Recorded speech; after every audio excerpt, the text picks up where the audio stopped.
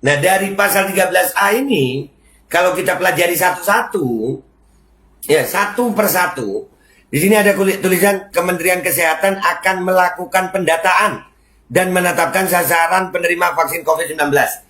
Itu ada Permenkesnya, jelas Kementerian Kesehatan.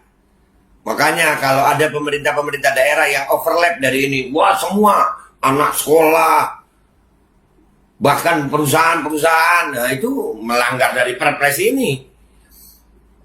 Setiap orang yang telah ditetapkan sebagai sasaran penerima vaksin berdasarkan pendataan wajib mengikuti vaksinasi COVID-19. Jadi yang sudah didata itu yang wajib, bukan semua.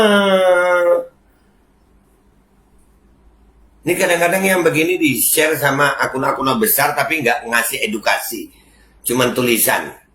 Tapi ya nggak apa-apa ya, mungkin pendapat hukumnya berbeda. Cuman kalau gue ya jelas ini, berarti harus ada pendataan dari Kementerian Kesehatan. Yang terjadi di lapangan, Pak, itu yang mendata bukan dari Kementerian Kesehatan. Dan tidak sesuai dengan Permenkesnya. Kadang-kadang nggak peduli, bukan ASN, bukan Nakes, bukan TNI Polri didata juga. Dikecualikan bagi yang tidak memenuhi kriteria penerima vaksin sesuai dengan indikasi vaksin COVID-19 yang tersedia.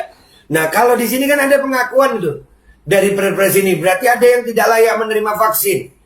Makanya tidak boleh sertifikat vaksin itu menjadi syarat administrasi.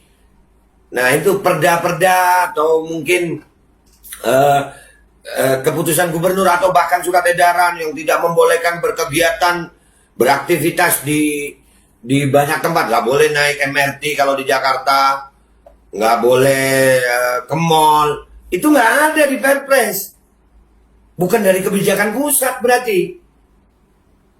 Pusat itu dengan syarat. Wajibnya itu nggak wajib semua. Dan di sini cuma ada sanksi bagi yang sudah didata. Udah didata nih, dia termasuk ASN, didata. Udah semuanya, terus dia nggak vaksin. Nah itu sanksi.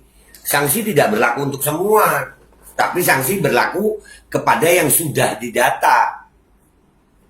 Ini bunyinya jelas kok. Ini yang perlu kita edukasi ke masyarakat. Yang perlu kita edukasi ke masyarakat itu adalah masyarakat harus paham bahwasanya yang mendata itu Kementerian Kesehatan, bukan dari kelurahan, RT, RW, bukan. Dan itu ada Permenkesnya.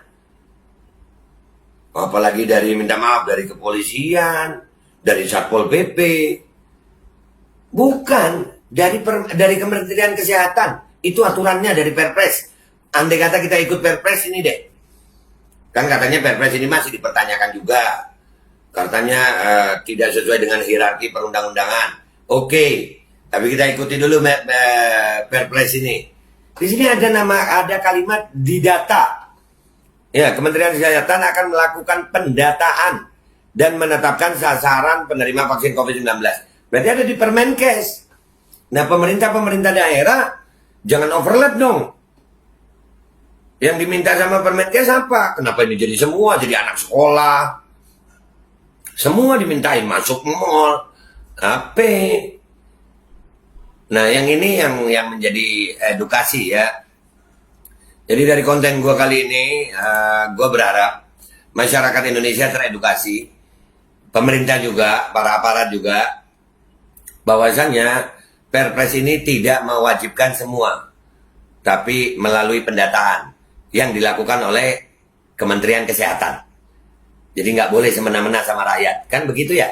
Ini bunyi hukumnya. Udah, itu aja edukasi dari gue. Gue minta maaf kalau ada salah. Insya Allah ini bisa di-share. Ya, masyarakat harus melek hukum.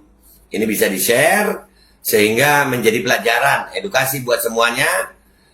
Sehingga kalau nggak mau divaksin itu boleh menolak dengan aturan yang jelas sesuai dengan hukum. Bukan kita marah-marah, teriak-teriak, nggak perlu. Kita tunjukkan kita masyarakat Indonesia yang berani dan cerdas serta santun. Itu aja dari gue minta maaf kalau ada salah. Wabillahi taufiq wal hidayah waridha wal inayah walakum minkum. Assalamualaikum warahmatullahi wabarakatuh. Ngopi deh.